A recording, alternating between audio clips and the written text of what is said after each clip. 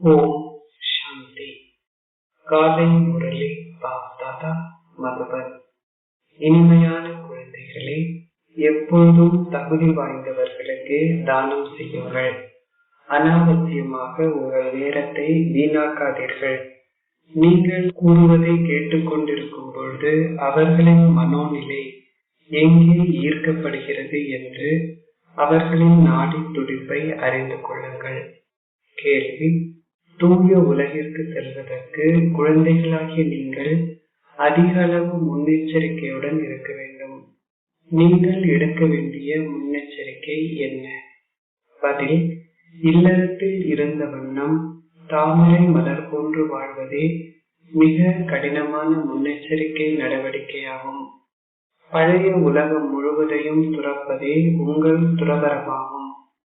ஒரு கண்ணில் உங்கள் இனிய வீடு உள்ளது, மறு கண்ணில் உங்கள் இனிய ராஜ்யம் உள்ளது. இந்த பழைய உலகை நீங்கள் பார்க்கும் பொழுது பார்க்காதிருக்க வேண்டும். இதுவே மிகப்பெரிய முன்னெச்சரிக்கை நடவடிக்கையாகும். இந்த முன்னெச்சரிக்கையை கடைபிடிப்பதனால் நீங்கள் தூய உலகிற்கு செல்வீர்கள். பாடல்: ஓ மனமே, பொறுமையாக இரு, உன்னுடைய சந்தோஷ நாட்கள் வர உள்ளன. ஓம் சாந்தி.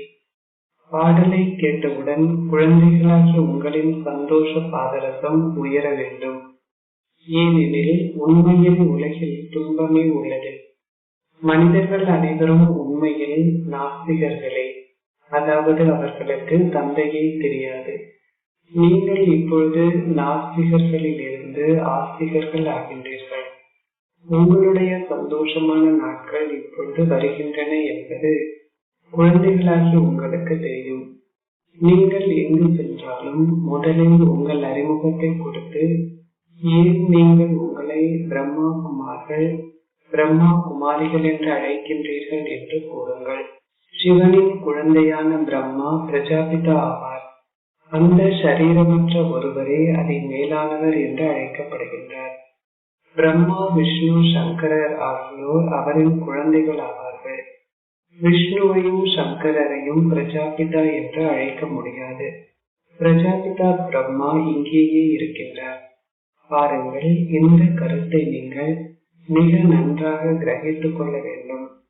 லக்ஷ்மி நாராயணரையும் ராதே கிருஷ்ணரையும் பிரஜாபிதா என்று அழைக்க முடியாது. பிரஜாபிதா பிரம்மா என்ற பெயர் மிகவும் பிரபல்யமானதாகும். இந்த பிரஜாபிதா சரீரதாரி ஆவார். சொர்க்கத்தை உருவாக்குபவர் பரமபிதா பரமாத்மா சிவன் ஆகும். சொர்க்கத்தை உருவாக்குபவர் பிரம்மா அல்ல, அசரீரியான பரமாத்மாவே வந்து பிரஜாபிதா பிரம்மா மூலம் சொர்க்கத்தை உருவாக்குகின்றார். அவருடைய குழந்தைகளாகி நாங்கள் பலர் உள்ளோம். ஆத்மாக்கள் பரம தந்தை சிவனின் குழந்தைகளாகும். விளங்கப்படுத்துவதற்கு நல்லதோர் வழிமுறை தேவை. அவர்களுக்கு கூறுங்கள், அவர் எங்களுக்கு ராஜயோகத்தை கற்பிக்கின்றார். அவர் எங்களுக்கு பிரம்மா மூலம் உலகின் ஆரம்பம், மத்தியமம், இறுதி ஆகியவற்றின் ரகசியங்களை விளங்கப்படுத்துகின்றார். ஆகவே இந்த பிரம்மா அதனை முதலில் கேட்கின்றார். ஜெகதம்பாவும் பின்னர் அதனை கேட்கின்றார். நாங்கள் பிரம்மா குமாரிகள். 21 குலங்களை உயர்த்துவதுடன் 21 பிறவிகளுக்கு சந்தோஷத்தை வழங்குபவரே ஒரு குமாரி என்பது நினைவு கூறப்படுகிறது. சத்திய திரேதா யுகங்களில் 21 பிறவிகளுக்கு சந்தோஷத்தை பெறுவதற்கான எங்களின் ஆசையை நாங்கள் பரமபிதா பரமாத்மாவிடமிருந்து பெறுகின்றோம். உண்மையில் பாரதம் சத்திய திரேதா யுகங்களில் தொடர்ந்து சந்தோஷமாக இருந்தது. அந்த காலத்தில் தூய்மையும் இருந்தது. ஆகவே அவர் எங்களின் பாபாவும் ஆவார். இவர் தாதா ஆவார். பல குழந்தைகளை கொண்ட ஒரே ஒருவருக்கு எவ்வித கவலையும் இல்லை. அவருக்கு பல குழந்தைகள் உள்ளனர். சிவ் பாபா பிரம்மா மூலமாக எங்களுக்கு ராஜயோகத்தை கற்பிக்கின்றார். நாங்கள் அந்த எல்லையற்ற தந்தையிடமிருந்து ஓர் ஆசையை பெறுகின்றோம்.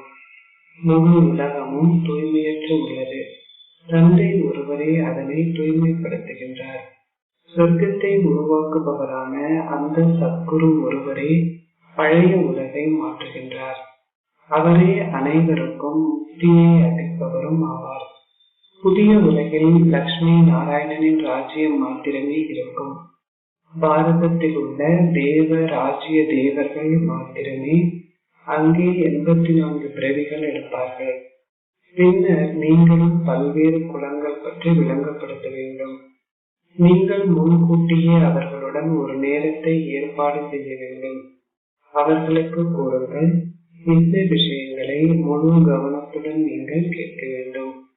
உங்கள் புத்தியை அலைய விடாதீர்கள்.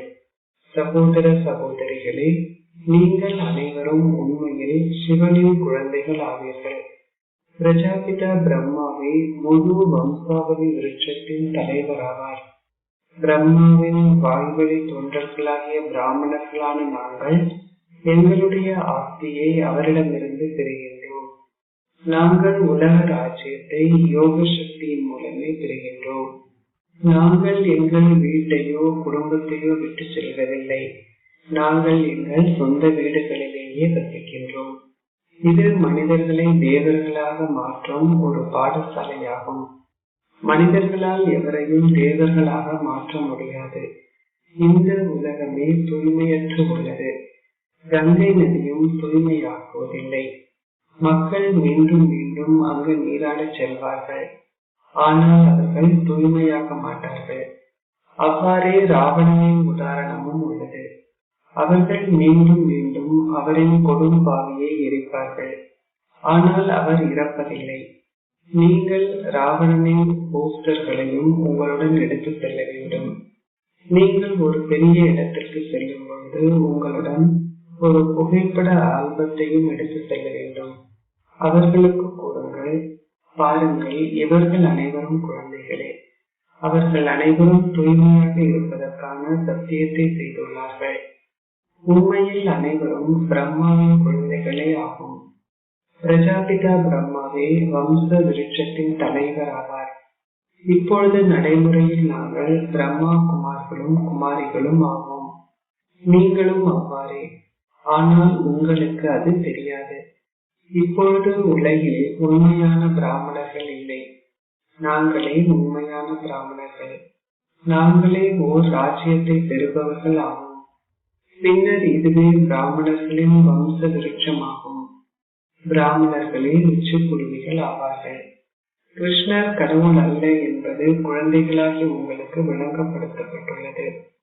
அவர் முழு 84 பிறவிகளையும் எடுப்பார். நீங்கள் உங்கள் 84 பிறவிகளையும் முடித்தவுடன் மீண்டும் தேவர்கள் ஆகுவீர்கள். எவரால் உங்களை அவ்வாறு ஆக்க முடியும்? தந்தையே உங்களை அவ்வாறு ஆக்குகின்றார். நாங்கள் அவருடன் ராஜயோகத்தில் கற்கின்றோம். அசரீரியான ஒருவர் என்பதே அவரின் புகழாகும். அவர் அசரீரியானவரும் அகங்காரமற்றவரும் ஆவார். அவர் வந்து சேவை செய்ய வேண்டும். அவர் தூய்மையற்ற உலகில் தூய்மையற்ற சரீரத்தில் பிரவேசிக்கின்றார். கீதையின் அதே அத்தியாயம் இப்பொழுது மீண்டும் இடம்பெறுகிறது. மகா யுத்தம் இடம்பெற்று அனைவரும் உலக கூட்டம் போல் திரும்பி செல்கிறார்கள். பரமபிதா பரமாத்மாவான கடவுள் சிவன் பேசுகின்ற அதே நேரம் இதுவாகும். அவரே படைப்பவராவார். சொர்க்கத்தில் லக்ஷ்மி நாராயணனின் ராஜ்யம் இருந்தது. உலகை சத்தோப்பிரதானமாக்குவது தந்தையின் கடமை மாத்திரமே ஆகும். நாங்கள் அவரை பாபா பாபா என்று கூறுகின்றோம். அவர் நிச்சயம் வருவார். சிவனின் இரவு சிவராத்திரி உள்ளது. நீங்களும் அதன் கருத்தை அவர்களுக்கு கூற வேண்டும். நீங்கள் இந்த கருத்துக்களை குறித்து வைத்து கிரகித்துக் கொள்ள வேண்டும். இந்த கருத்துக்கள் உங்கள் புத்தியில் இருக்க வேண்டும். குமாரிகளின் புத்தி நல்லதாகும். மக்கள் குமாரிகளின் கால்களை தழுவுவார்கள். உண்மையில் குமார்கள் குமாரிகள் இருவரும் தூய்மையானவர்கள். ஆகவே ஏன் குமாரிகளின் பெயர்கள் நினைவு கூறப்படுகிறது? இந்த காலத்திலிருந்து ஒரு குமாரி 21 சந்ததியினர் மேம்படுத்துவார் என்று உங்களின் பெயர் நினைவு கூறப்படுவதால் உங்களுக்கான மரியாதை தொடர்கிறது. நாங்கள் பாரதத்திற்கான ஆன்மீக சேவையை செய்கின்றோம். எங்களுடைய அதிபதி, எங்கள் உதவியாளர் பரம்பிதா பரமாத்மா சிவன் ஆவார். நாங்கள் யோக சக்தியின் மூலம் அவரிடமிருந்து சக்தியை பெறுகின்றோம். அதன் மூலம் நாங்கள் 21 பிறவிகளுக்கு சதா சுக தேகிகள் ஆகின்றோம். இது ஒரு உத்தரவாதமாகும். கலியுகத்தில் அனைவரும் நோய்வாய்ப்பட்டவர்கள். அத்துடன் அவர்களின் வாழ்நாளும் குறுகியதாகும். சத்தியுகத்தில் எவ்வாறு மக்கள் நீண்ட ஆயுளை கொண்டிருப்பார்கள்? இந்த ராஜயோகத்தின் மூலமாக நீங்கள் நீண்ட ஆயுட்காலத்தை கொண்டவர்கள் ஆகுவீர்கள். அங்கு அக்கால மரணம் இருக்க முடியாது. நீங்கள் ஒரு சரீரத்தை நீக்கி மற்றொன்றை எடுப்பீர்கள். இது ஒரு பழைய சருமமாகும். சிவ பாபாவின் நினைவில் இருந்து கொண்டு உங்கள் சரீரம் உட்பட உங்கள் அனைத்து உறவு முறைகளையும் மறந்து விடுங்கள். எங்களுடைய புத்தி எல்லையற்ற துறவரத்தை கொண்டுள்ளது. இது எங்கள் புத்தியின் யோகத்தின் ஆன்மீக யாத்திரையாகும். மனிதர்களே அந்த பௌதிக யாத்திரையை கற்பிக்கிறார்கள். தந்தையை தவிர வேறு எவராலும் புத்தியின் யாத்திரையை கற்பிக்க முடியாது. இந்த ராஜயோகத்தை கற்பவர்கள் மாத்திரமே சொர்க்கத்திற்கு செல்வார்கள். நாற்று இப்பொழுது மீண்டும் ஒரு முறை நாட்டப்பட்டுள்ளது. நாங்கள் அனைவரும் அந்த தந்தையின் குழந்தைகளாகும். குழந்தைகளாகிய நாங்கள் சிவ் பாபாவிடமிருந்து ஓர் ஆஸ்தியை பெறுகின்றோம். இந்த தாதாவும் சிவ பாபாவிடமிருந்து ஓர் ஆஸ்தியை பெறுகின்றார். நீங்களும் உங்கள் ஆஸ்தியை எல்லையற்ற தந்தையிடமிருந்து பெற வேண்டும். இது ஒரு பெரிய வைத்தியசாலையாகும். நாங்கள் 21 பிறவிகளுக்கு நோய்வாய்ப்பட மாட்டோம். நாங்கள் பாரதத்திற்கான உண்மையான சேவையை செய்கின்றோம். இதனாலேயே சிவசக்தி சேனை நினைவு கூறப்படுகிறது. தந்தை இப்பொழுது கூறுகின்றார், நினைவு செய்வதன் மூலம் உங்கள் பாவங்களை அழித்துக் கொள்ளுங்கள். ஆத்மா தூய்மையாகுவதுடன் ஞானத்தை கிரகிப்பதன் மூலம் பூகோளத்தை ஆளும் அரசர்கள் ஆகுவீர்கள். நாங்கள் தூய்மையானவர்கள் ஆகும் பொழுது எங்களால் லக்ஷ்மி அல்லது நாராயணரை திருமணம் செய்ய முடியும். இங்கு நீங்கள் சம்பூர்ணமாக விகாரங்கள் இல்லாதவர்களாகி தெய்வீக குணங்கள் நிறைந்தவர்கள் ஆகாது விட்டால் எவ்வாறு நீங்கள் லக்ஷ்மி அல்லது நாராயணரை திருமணம் செய்ய முடியும்? இதனாலேயே உங்களை கண்ணாடியில் பாருங்கள்.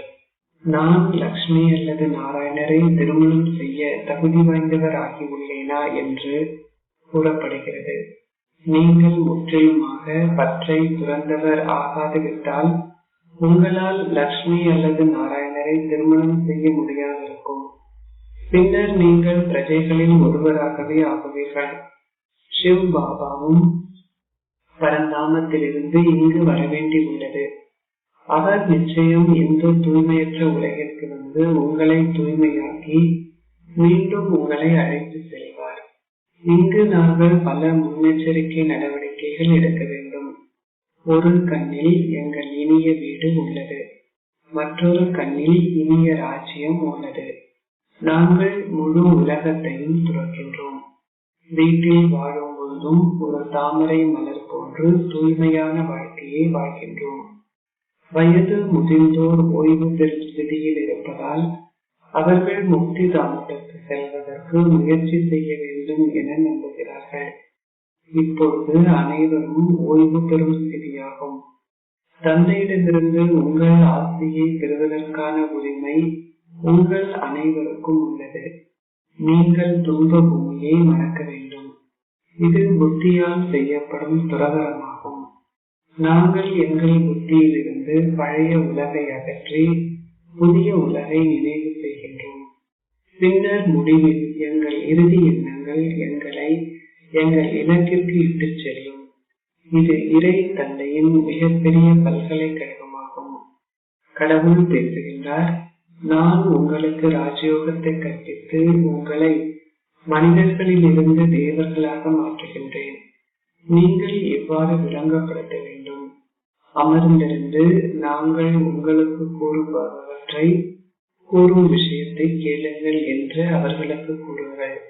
இடையில் அவர்கள் கேள்வி கேட்கும் பொழுது அந்த உரைநடை துண்டிக்கப்பட்டுவிடும். நான் உங்களுக்கு முழு கல்பத்தினதும் ரகசியத்தை கூறப் போகின்றேன். நாடகத்தில் சிவ பாபாவின் பாகம் என்ன? லக்ஷ்மியும் நாராயணரும் யார்? அனைவருடைய சுய சரிதையையும் நாங்கள் உங்களுக்கு கூறுவோம். நீங்கள் அனைவருடைய நாடியையும் உணர வேண்டும். அந்த நேரத்தில் நீங்கள் அவர்களின் மனோநிலையை அவர்கள் கவனமாக கேட்கின்றார்களா அல்லது ஒரு பைத்தியக்காரரை போன்று அமர்ந்திருக்கின்றார்களா என்பதை பார்க்க வேண்டும். அவர்கள் இங்கும் அங்கும் பார்த்து கொண்டிருக்கின்றார்களா என்பதை பாருங்கள். இங்கு பாபாவும் யார் தனது முன்னிலையில் அமர்ந்திருந்து சந்தோஷத்தில் ஊஞ்சலாடுகிறார் என்பதை பார்க்கின்றார். இது ஞான நடனமாகும். அந்த பாடசாலைகள் சிறியவை. ஆசிரியர்களால் மாணவர்களை நன்றாக பார்க்க முடியும். அத்துடன் அவர்கள் வரிசை கிரமமாகவே அமர்ந்திருப்பார்கள். இங்கு நீங்கள் பலர் உள்ளீர்கள். உங்களை வரிசை கிரமமாக அமர்த்த முடியாது. ஆகவே எவருடைய புத்தியும் எங்காவது அலைந்து திரிகின்றதா என்பதை பார்க்க வேண்டியுள்ளது. அவர்கள் புன்முறுவல் செய்கிறார்களா? அவர்களின் சந்தோஷ பாதரசம் உயர்கின்றதா? அவர்கள் கவனமாக கேட்கின்றார்களா? எப்பொழுதும் தகுதி உடையவர்களுக்கே தானம் செய்யுங்கள். அனாவசியமாக உங்கள் நேரத்தை வீணாக்காதீர்கள். அவர்களின் நாடி துடிப்பை அறிவதற்கு உங்களுக்கும் பொதுவான விவேகம் தேவை. மக்கள் பயப்படுகிறார்கள். பிகேகள் மாயா வித்தையை காட்டலாம் என்று விசேஷமாக சிபுரி இனத்தவர்கள் நினைக்கிறார்கள். ஆகவே அவர்கள் உங்களை பார்க்கவும் மாட்டார்கள். சிவ பாபா விளங்கப்படுத்துகின்றார். பிராமணர்களாகிய நீங்களே திரிகாதரிசிகள். பின்னர் நீங்களும் குலங்களின் ரகசியங்களை விளங்கப்படுத்த வேண்டும். அம்சோ என்பதன் கருத்தையும் நீங்கள் விளங்கப்படுத்த வேண்டும். ஆத்மாவாகிய நானே பரமாத்மா என்று கூறுவது தவறாகும். பிரம்ம தத்துவத்தில் நம்பிக்கை உள்ளோரும் உள்ளார்கள். நானே பிரம்மம், மாயையே 5 விகாரங்களாகும்.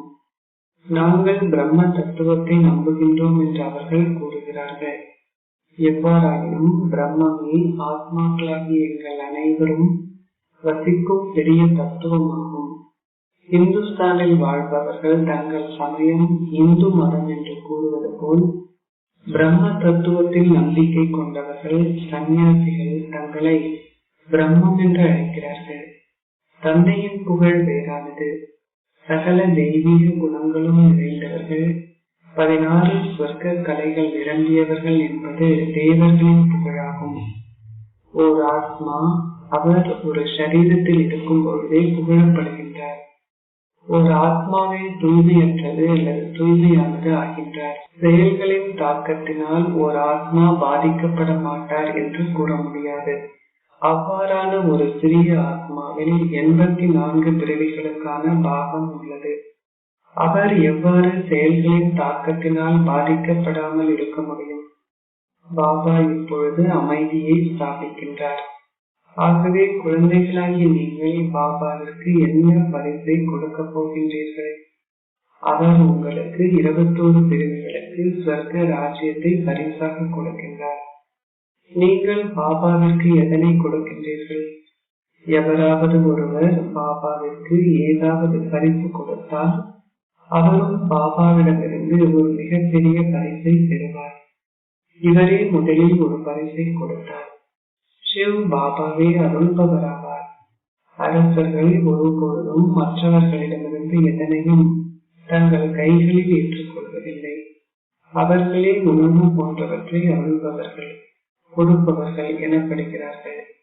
மனிதர்களை அருள்பவர்கள் என்று அழைக்க முடியாது. சன்னியாசிகள் போன்றவர்களுக்கு நீங்கள் கொடுத்தாலும் அருள்பவரான சிவ பாபாவே அதற்கான பலனை உங்களுக்கு தருவார். கடவுள் அனைத்தையும் கொடுக்கின்றார். கடவுளே அனைத்தையும் எடுக்கின்றார் என்று மக்கள் கூறுகிறார்கள். அப்படியானால் எவராவது இறந்துவிட்டால் நீங்கள் ஏன் அழைகின்றீர்கள்? எவ்வாறாயினும் அவர் எடுப்பதும் இல்லை, கொடுப்பதும் இல்லை. பௌதீக பெற்றோரை பிறப்பை கொடுக்கிறார்கள். பின்னர் அவர்களின் குழந்தை மரணிக்கும் பொழுது அவர்கள் துன்பம் அடைகிறார்கள். கடவுள் குழந்தையை தந்திருந்தால் ஏன் நீங்கள் துன்பப்பட வேண்டும்? பாபா கூறுகின்றார், நான் சந்தோஷத்திற்கும் துன்பத்திற்கும் அப்பாற்பட்டவர். இந்த தாதா தன்னிடமிருந்த அனைத்தையும் கொடுத்தார். இதனாலேயே அவரும் முழு பரிசை பெறுகின்றார். குமாரிகளிடமும் எதுவும் இல்லை. அவர்கள் பெற்றோரிடமிருந்து எதனையும் பெற்றால் அவற்றை அவர்கள் சிவ பாபாவுக்கு கொடுக்கலாம். உதாரணத்திற்கு மம்மா மிகவும் ஏழையாக இருந்தார். ஆனால் அவர் எவ்வளவு முன்னேறி உள்ளார் என்று பாருங்கள். அவர் தனது சரீரம், மனம், செல்வம் அனைத்தாலும் சேவை செய்கின்றார். நீங்கள் அமைதி தாபத்தின் மூலமாக சந்தோஷ தாபத்திற்கு செல்ல போகின்றீர்கள் என்பது உங்களுக்கு தெரியும். தந்தையிடம் செல்லாது எவ்வாறு நாங்கள் எங்கள் புகுந்த வீட்டிற்கு செல்ல முடியும்? நாங்கள் எங்கள் பெற்றோரின் வீட்டில் அமர்ந்திருக்கின்றோம். நாங்கள் முதலில் எங்கள் தந்தையிடம் சென்று பின்னர் எங்கள் புகுந்த வீட்டிற்கு செல்வோம். இது துன்ப குடிலாகும். சத்தியயுகம் துன்பமற்ற குடிலாகும். அச்சா, இனிமையிலும் இனிமையான அன்பிற்குரிய, எப்பொழுதோ காணாமல் சென்று இப்பொழுது கண்டெடுக்கப்பட்டிருக்கும் குழந்தைகளுக்கு உங்கள் தந்தை தாயாக இருக்கும் பாப் தாதாவின் அன்பும் நினைவுகளும் காலை வந்தனங்களும். ஆன்மீக தந்தை ஆன்மீக குழந்தைகளுக்கு நமஸ்தே கூறுகின்றார். ஆன்மீக குழந்தைகள் ஆன்மீக தந்தைக்கு நமஸ்தே கூறுகின்றோம். சாரணைக்குரிய சாரம் ஒன்று. இந்த ஓய்வு பெறும் ஸ்திதியில் உங்கள் இனிய வீட்டையும் உங்கள் இனிய ராஜ்யத்தையும் மாத்திரம் நினைவு செய்யுங்கள். மற்ற அனைத்தையும் உங்கள் புத்தியில் இருந்து அகற்றுங்கள். முற்றிலுமாக பற்றை வென்றவர்கள் ஆகுங்கள். 2. எல்லையற்ற துறவரத்தை கொண்டிருப்பதுடன் உங்கள் புத்தியின் யோகத்தின் மூலம் ஆன்மீக யாத்திரை செல்லுங்கள். ஸ்ரீமத்தை பின்பற்றுவதன் மூலம் தூய்மையாகி பாரதத்திற்கான உண்மையான சேவை செய்யுங்கள். ஆசீர்வாதம். நீங்கள் மேன்மையான செயல்கள் என்ற கிளியை பற்றி பிடித்திருப்பதை விடுத்து ஒரு கதாநாயக நடிகராகவும் பறக்கின்ற பறவை ஆகுவீர்களாக. சங்கமயுகத்தில் செய்யப்படும் மேன்மையான செயல்கள் ஒரு வைர கிளை ஆகும். சங்கம யுகத்தின் மேன்மையான செயல்கள் எத்தகையதாக இருந்தாலும் மேன்மையான செயல்களின் எந்த விதமான பந்தனத்திலும் அகப்பட்டுக் கொள்வதென்றால், அதாவது எந்த விதமான எல்லைக்கு உட்பட்ட ஆசைகளையும் கொண்டிருப்பது என்றால் அதுவும் ஒரு தங்கச் சங்கிலியே ஆகும். உங்களிடம் இந்த தங்கச் சங்கிலியும் இருக்கக்கூடாது. நீங்கள் ஒரு வைர கிளையையும் பற்றி பிடித்திருக்க கூடாது. ஏனென்றால் ஒரு பந்தனம் என்றால் அது பந்தனமே. ஆகவே பறக்கும் பறவைகளான உங்கள் அனைவருக்கும் சகல பந்தனங்களுக்கும் அப்பால் செல்லும்படி, அதாவது சகல எல்லைகளுக்கும் அப்பால் சென்று கதாநாயக நடிகர்கள் ஆகும்படி பாப்தாதா நினைவூட்டுகின்றார். ஸ்லோகம். உங்களின் முகம் உங்களின் அகஸ்திதியின் கண்ணாடியாகும். அதனால் ஒரு பொழுதும் உங்களின் முகத்தை வறண்டதாக இருக்க அனுமதிக்காதீர்கள். ஆனால் சந்தோஷமான முகத்துடன் இருங்கள். ஓம்